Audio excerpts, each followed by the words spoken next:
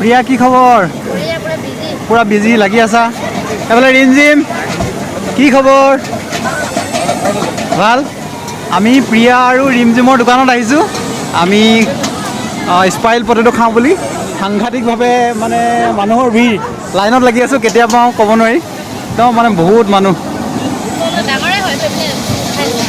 মানে ব্যস্ত, মানে সাংঘাতিক ব্যস্ত।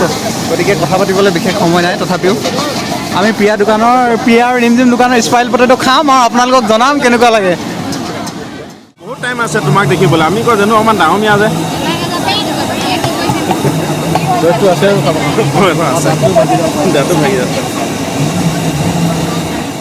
আমি প্ৰিয়া আৰু ৰিমজিম দোকানৰ স্পাইল পটেটো আনিলোঁ। আমি টেষ্ট কৰিম কেনেকুৱা। খুব ধুনীয়াকৈ বনাই দিছে এয়া প্ৰিয়া আৰু ৰিমজিম দোকানৰ স্পাইল পটেটো। আৰু এটা কথা ক'ব লাগিব, এই মৃণালৰ লগত আছোঁ মই। এই স্পাইল পটেটো খাবলৈ কিন্তু আমি দীঘলীয়া লাইন পাতিবলগীয়া হৈছে। আৰু এটা সুন্দৰ বাৰ্তা দিছে দুয়োগৰাকীয়ে, আমাৰ নিচিনাই ভিডিঅ' বনায়। কিন্তু লগতে এই দোকানখনৰ পৰাও যে স্পাইল পটেটোৰ পৰা যে স্বাৱলম্বী হ'ব পাৰি, দুগৰাকী ছোৱালী হোৱা কিন্তু সুন্দৰ নিদৰ্শন দিছে নে কি কোৱা?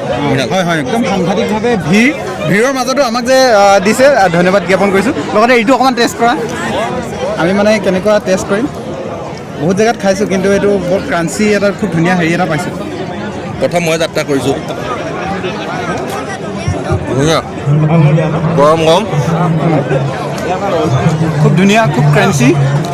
ধন্যবাদ জ্ঞাপন কৰিছোঁ। আৰু আমাৰ দাদাই খাব। মুন্নাৰ আহে সদায়, ময়ো কৈ থাকোঁ ভিডিঅ'ত মুন্না বুলি কৈ থাকোঁ। ভাল লাগিলে।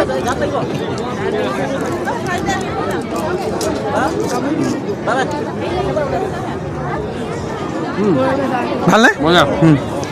তো আটাইলৈকে ধন্যবাদ জ্ঞাপন কৰিছোঁ ভিডিঅ'টো চোৱাৰ বাবে। Thank you. এইটো ধন্যবাদ। খাই যাওঁ ন? ভাল, এনেই খাই যাওঁ নেকি?